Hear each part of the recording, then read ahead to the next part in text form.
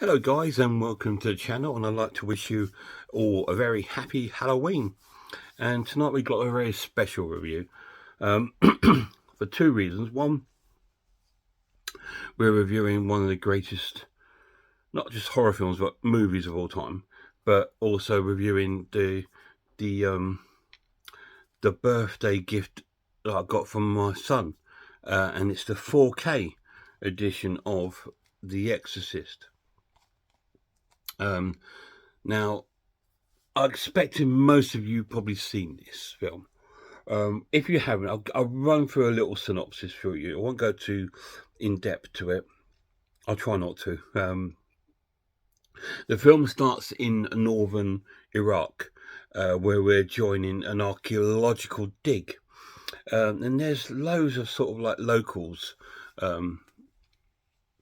local sort of like Muslims and stuff from the local town out doing this dig, and amongst this dig they're finding old sort of relics, historical religious relics, and there's a priest out there, and I think with priesthood in the Catholic Church, you can choose a sort of subline work to do, like you can be an archaeologist, a psychiatrist, or whatever it is you want to be, on top of your normal sort of priesthood job. Anyway, he's an archaeologist, and they found something in the dig, and so he goes over to this area where they found these rare sort of coins. And he goes over and finds his coins, and they said they're not from this age, and they don't know when they're from. So it's a very rare find, and there's like a hole in this sort of wall, and he goes digging deeper, and he finds like a small sort of statue head of a demon, and he is, again, no one knows where this has come from. And then he starts acting a bit sort of strange.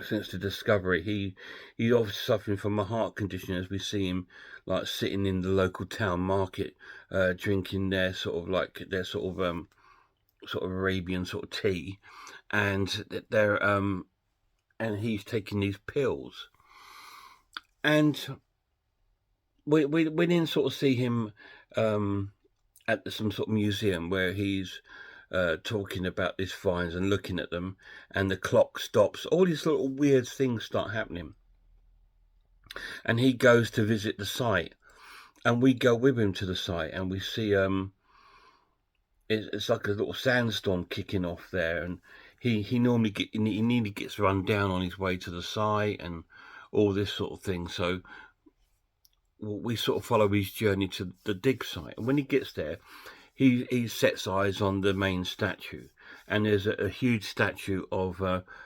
Pazuzu. Now, if you don't know who Pazuzu is, it is a well-known sort of demon in religious terms, and it's a demon. It's a statue, and so we get to see him staring at this statue, and it's quite a shocking looking statue, a very famous statue. But then we cut to Georgetown in Washington, and we see our family, the McNeil family. We first of all see the mother of the family, and she's sort of at home pottering around, and we discover she's an actress. And as we join her out on a set, the next day she's out on the set, out in town. They're doing, looks, first of all, it's a protest when I first saw it, but it's not. They're actually filming a film of a protest, and she's like an actress. So we see her acting, and it's like local people watching, and amongst them is the local priest, Damien, and he's watching, and he turns out he's a bit of a fan of hers. Anyway, Damien then goes off, the priest, as she's carrying on her acting job, and we sort of follow him a little bit, and we see him going through sort of like this sort of rundown area of the town, and he goes to this sort of like old sort of house, and in there is his mother, and she's quite elderly and very frail. They've got an Italian background because she speaks like Italian and stuff like that. And he's paid her a visit and redressed her wounds. She's obviously got pressure sores on her legs. So he's gone there and sort of like redone her legs and made her something to eat and tea and things, and then goes about his business. We then cut back to the McNeil's house, and strange things are starting to happen. She's starting to hear noises, the mother, in the attic. First of all, she thinks it's rats, because it's like a very strange sort of noise. And she speaks to the guy, her butler. She's quite well off. She's got a butler that to get set rat traps up there and things like that. And then we get to meet her children. We get to meet Reagan for the first time, which is a young daughter. Well, I say young, she's probably about 8, 9 or 10, that sort of age group. And she's, a very pretty young little girl. And they're very, very close. And there's a sort of good sense of humour between the both of them and all this sort of thing. And they're sort of talking things. And they're down in the attic and they find like a Ouija board, and Reagan shows her mum how to use it and this sort of thing. And she's asking him, is she going to marry this director guy? He said, no, I still love your dad and all this sort of thing. And they start discussing what they're going to do on Reagan's birthday. It's a very, very nice sort of scene, and they're very close-knit. But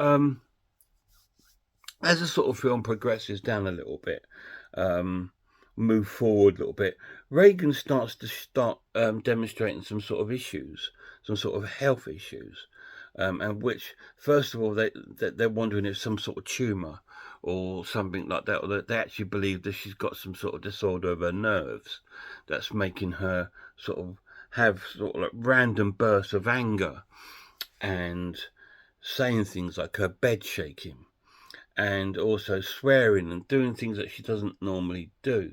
And all these sort of weird things start happening in the house. Like the mother goes and investigates in the attic for the rats, and she doesn't see nothing. But there's some sort of like, the candle she's got just bursts into like massive flame with a bit of a jump scare. And all these sort of strange things start happening. And while Reagan's having her treatment at the hospital, she starts being rude to the staff there, starts swearing, and starts acting really, really sort of bizarre and sort of really sort of strange. And so she's very concerned about it, and the doctor says that he thinks it's a nerve disorder, and it's going to put her on this sort of like medications to see if that will work. The mother quite trying persistent to get like a psychiatrist to see her, and he said, well, I'll really rather you just go in with the tablets first. So they agree to do the tablets. And meanwhile, we're going back to the priest now, Damien, and his mother takes a bad turn as well, and she ends up going to like this hospital, mental health hospital, and he goes to visit her and starts feeling guilty. He thinks he's losing his faith. He wants moving out of this, because he's a psychiatrist priest. That's his sub job, is psychiatry, and he thinks he's losing his faith.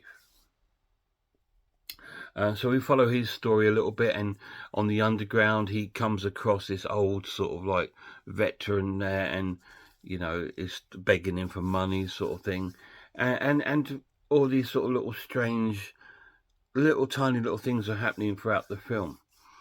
And back at the house they have like an evening. It's like a little, like a dinner party she's holding, the mother of Reagan's mother.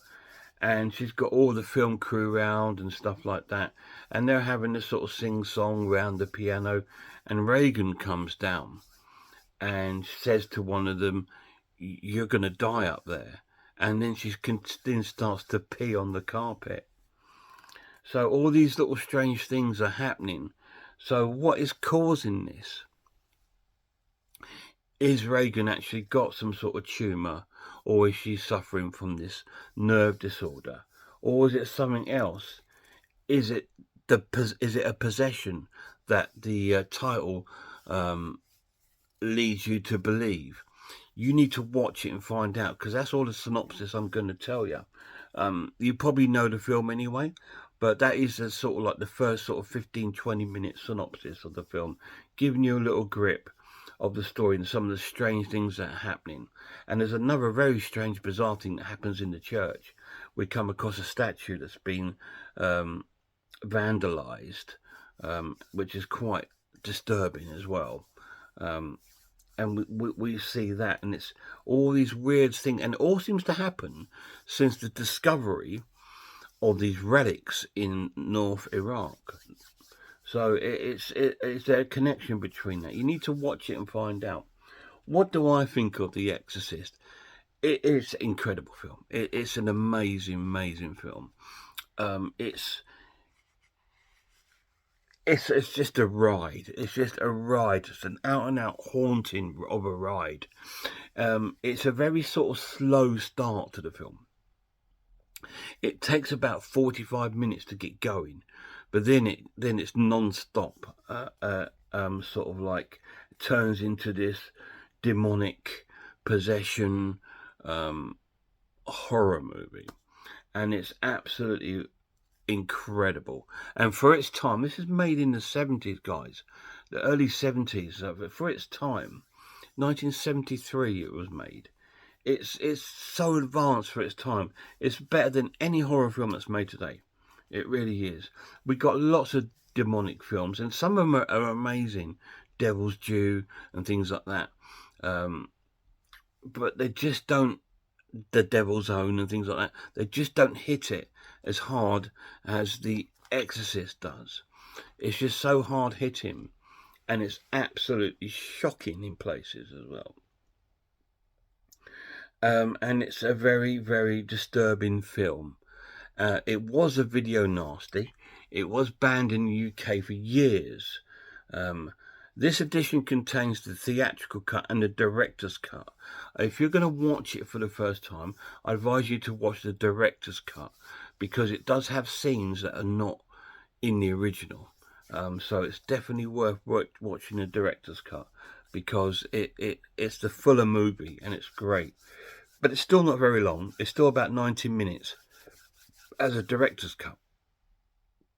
And it will stay with you forever. The film will stay with you forever. You won't forget it. It's that kind of film.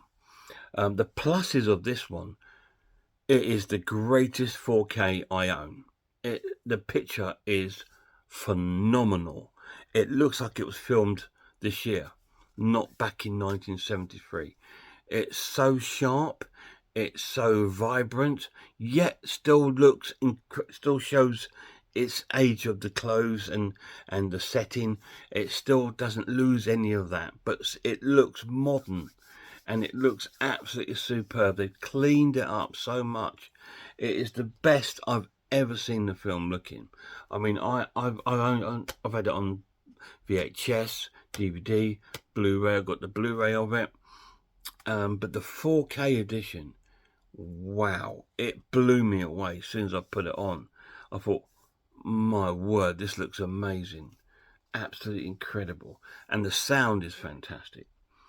It's a great cast. It's extremely well acted.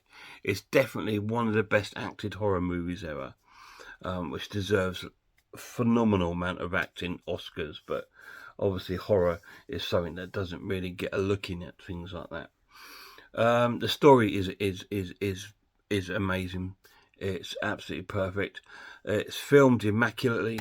It's great photography. The timing of the film is great. It's paced extremely well. It's not too slow, but it's not too fast. There's great underlining stories behind the main story. Obviously, there's a story of the priest in North Iraq. There's a story of the priest here in Georgetown. And there's a story with the mother going on with her sort of relationship problems with her ex-husband and things like this. And her coming to terms with her daughter and things like this. And then there's a Reagan story, of course, on top of that. And so it's all these little mini stories amongst this story. And there's history behind this film. There's a history of the making of the film. There's a documentary that tells you about all the sort of weird things that happened while they were making this film. Sort of bad omens and stuff like that. It's very interesting because this touches so close to sort of like real heavy demonic possession that they experienced a lot of problems. And that's also a good documentary to watch because it tells you about the conditions that they had to film in, like with ice and really ice cold and stuff like this. Really cool. The negatives of the film, there's none whatsoever. So I'm going to score this the essential watch and give it a solid 10 out of 10. If you don't own this movie, you're not a horror fan. And if you don't own the movie yet, pick up the 4K edition. It looks incredible and sounds amazing. The Exorcist, 10 out of 10. Any of you guys seen it, which you probably have, let me know down below what you think of the film. I mean, I do prefer The Omen over The Exorcist, just because I like the more engaging story of that. And they're two completely separate films. This is a demonic possession. Damien isn't a possession film. He is the son of the devil, so it's completely sort of different. But they all came out at the same sort of time, and I prefer that story. But this is it's film history. It really is. It opened so many doorways to the horror films, and there's been so many films trying to copy this sort of film, but not many of them come close to it. There are a few, but not many. It's a great film. Guys, thank you so much for watching. Till the next one, please check out some horror channels. Check out Horror Hands, Horror Geek, Man v Film, RS Designs, Pizzoel, I'm the Ice Lord, and Cat Watches Horror Movies. And a massive shout out to my horror loving son, Mark. Hope you're doing well, mate. And happy Valentine's. Oh, it's going so well, wasn't it? Happy Halloween, everybody. I hope you have an amazing Halloween. Till next time, look after yourselves, look after one another, and I really hope I see you all soon.